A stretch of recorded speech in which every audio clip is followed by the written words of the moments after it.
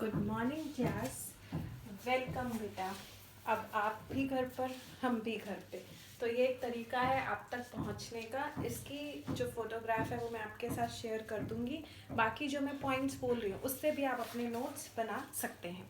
ठीक है, चलिए स्टार्ट करते हैं। आज हम आए हैं इसके नेक्स्ट चैप्टर पर। हम जो बेटा अपना कर रहे थे, कल मैंने आपको बताया था कि हम यूनिट 4th हमने स्टार्ट किया है, जिसका हम कर रहे थे चैप्टर 15। वो हमारा कंप्लीट हो गया था कल। मैंने आपको कहा था कि पढ़ना है फंक्शंस, और आपको कमेंट बॉक्स में मैंने क्वेश्चंस पूछे थे, वो आपको लिखने हैं। और आपने साथ में लाइक बटन प्रेस करना था, और क्या करना था, सेंट्रलाइजेशन और डिसेंट्रलाइजेशन को अच्छे से पढ़ना था। देखो बेटा, उसमें से क्वेश्चंस आ जाते हैं आपके सेंट्रलाइजेशन एंड डिसेंट्रलाइजेशन में। चलो अब हम अपना स्टार्ट करते हैं चैप्टर का नाम है ऑर्गेनाइजेशन कल्चर। यहाँ पर हम बात कर रहे हैं कल्चर की। कल्चर का मतलब रॉ आपके दिमाग में कुछ कुछ होगा कि कल्चर क्या होता है। हमारा एटीट्यूड, हमारा बिलीव, हम किस चीज़ में बिलीव करते हैं, हम कैसे अपनी, हमारी क्या वैल्यूज़ हैं, वो क्या रिप्रेजेंट करता है हमारा कल्चर। तो हम यहाँ पर कौन से कल्चर की बात कर रहे हैं बेटा, ऑर्गेनाइजेशन के कल्चर की बात कर रहे हैं। मैंने जो इसका मीनिंग है थोड़ा सा डिवाइड करके लिख दिया है ताकि आपको अच्छे से समझ आए। देखो क्या लिखा हुआ है, culture is a system of shared values, believes and attitude. क्या होता है कल्चर, जहां पर हमारे बिलीफ और एटीट्यूड होते हैं। जैसा हमारा कल्चर होता है बेटा, वो कल्चर हमारे काम को, हमारे बिहेवियर को इम्पैक्ट करता है। तो मेरा लाइफ को लेकर क्या एटीट्यूड है, क्या बिलीफ है, जो मुझे मेरे फैमिली से मिले हैं, मेरे कल्चर से मिले हैं, उसका जो सिस्टम है, जो वो क्या कहलाता है, हमारा कल्चर। अब ऑर्गेनाइजेशन कल्चर क्या होता है, ऑर्गेनाइजेशन कल्चर होता है जो एटीट्यूड्स और बिलीव्स डेवलप हुए हैं विद इन एन ऑर्गेनाइजेशन। जब मैंने ऑर्गेनाइजेशन में एंटर किया, मेरा एटीट्यूड और मेरा बिलीफ काम को लेकर बहुत अलग था कि मैं जाऊंगी, मैं तो ऐश की नौकरी करूंगी, मैं अच्छे से काम नहीं करूंगी। पर मैंने जब एंटर किया, मैंने वहाँ का जब कल्चर देखा उस ऑर्गेनाइजेशन का, सब एम्प्लॉयज़ बहुत अच्छे से काम करते हैं, अपना 100% पुट इन करते हैं। तो मुझे लगा कि नहीं, मुझे भी अपने काम को बहुत अच्छे से मैंने काम करना है और अपना 100% देना है।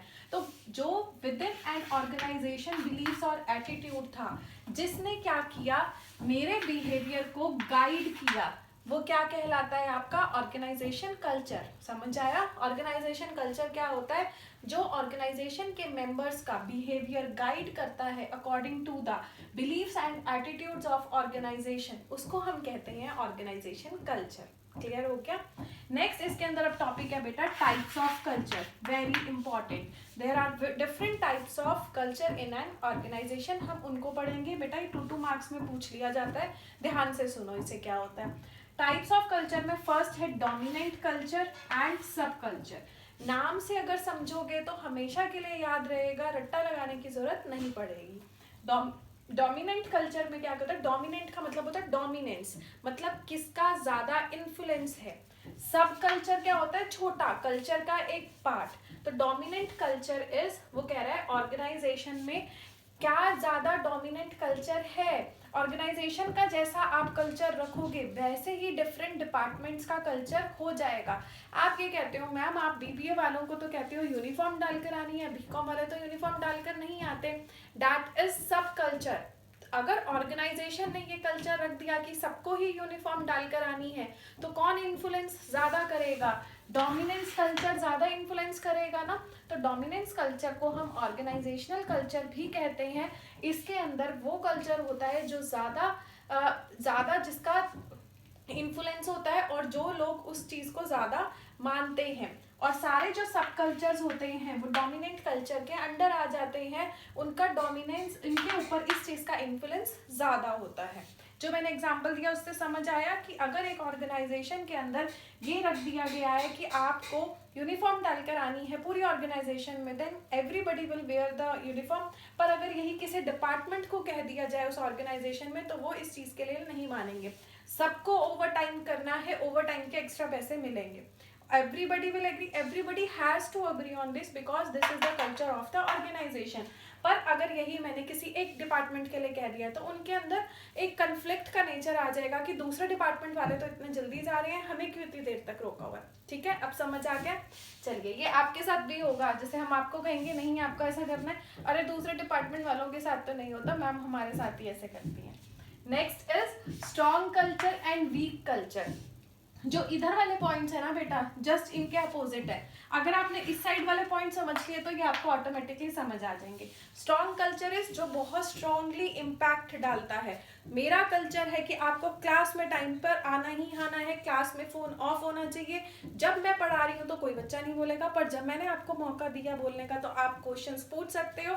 और आपको जब मैंने पूछा कि टॉपिक क्लियर है, तो टॉपिक अगर क्लियर नहीं हुआ और आपने यस बोल दिया और मेरे क्वेश्चन पूछने पे आंसर नहीं दिया तो मैम बहुत गुस्सा करेंगी। तो ये क्या है स्ट्रॉन्ग कल्चर की आपको इसी तरीके से बिहेव करना है, वो स्ट्रांगली आपको बता दिया जाता है। And members have to work according to that strong culture. Organisation के अंदर एक स्ट्रॉन्ग कल्चर है कि ब्राइब नहीं लेना। अगर ब्राइब लेते हुए कोई पकड़ा गया तो उसको रेस्ट्रिकेट कर दिया गया, ऑर्गेनाइजेशन से उसको निकाल दिया गया। तो ये स्ट्रांगली दिखा आपको कि हाँ पास्ट में ऐसा हुआ। And weak culture is that is weak, कि कभी ऐसा कर लेते हैं कभी ऐसा नहीं करते हैं।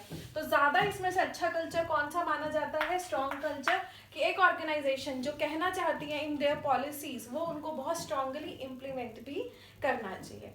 Next point is mechanistic and organic culture. Mechanistic, देखो बेटा अब ये याद करना है ना, तो इसको आपने याद करना है मशीनरी। एक मशीनरी कैसे होती है? आपने उसकी प्रोसेसिंग कर दी, आपने जैसी प्रोसेसिंग करी मशीनरी की, वो मशीनरी वैसे चलती रहेगी, स्टेप बाय स्टेप वही काम करेगी। अगर कुछ और काम अच्छी तरीके से हो भी रहा होगा तो भी वो उस चीज़ की प्रोसेसिंग नहीं लेगी। सेम इसमें कह दिया जाता है मैकेनिस्टिक कल्चर क्या है, जहाँ पर रूल्स एंड रेगुलेशंस आपको पहले ही क्लियर कर दिए जाते हैं, हर किसी को उन्हीं के अकॉर्डिंग काम करना पड़ता है। इसमें कोई अपना कुछ अच्छा इनिशिएटिव भी डालना चाहता है तो वो नहीं डाल सकता इस टाइप के कल्चर में। बट ऑर्गेनिक कल्चर इसमें अच्छा है। ऑर्गेनिक कल्चर कैसा कल्चर होता है? जहाँ पर ये मॉडर्न टाइप ऑफ कल्चर है, जहाँ पर everybody is free to work according to them. उनको एक अच्छा कल्चर लाने के लिए ऑर्गेनाइजेशन में दे आर वेलकम्ड, उनको पार्टिसिपेट कराया जाता है when different policies and rules and regulations are being fixed in the organisation. ठीक है बेटा। उसके बाद आता है आपका अथॉरिटेरियन एंड पार्टिसिपेटिव कल्चर। ये फटाफट से आप लोग कमेंट बॉक्स में लिखोगे। पार्टिसिपेटिव तो मैं आपको first day of organisational behaviour का बता रही हूँ, पार्टिसिपेटिव क्या होता है। बहुत पार्टिसिपेशन करा लेती हूँ मैं आप लोगों का, तो ये पॉइंट तो आप भूलना ही नहीं। अथॉरिटेरियन क्या होगा? अथॉरिटी है मेरे हाथ में, पावर है मेरे हाथ में। तो कल्चर कैसा है ऑर्गेनाइजेशन का? जहाँ एम्प्लॉयज को पार्टिसिपेट नहीं कराते, अपनी चलाई जाती है। ठीक है।